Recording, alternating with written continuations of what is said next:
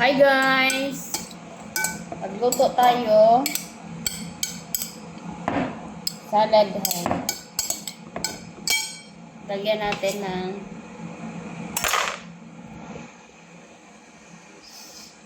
kumusta kayo dyan, mga Pilipinas?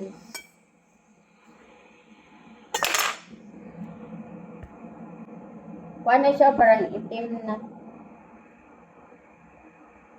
Pero magluto pa rin tayo nito. Salad lang naman.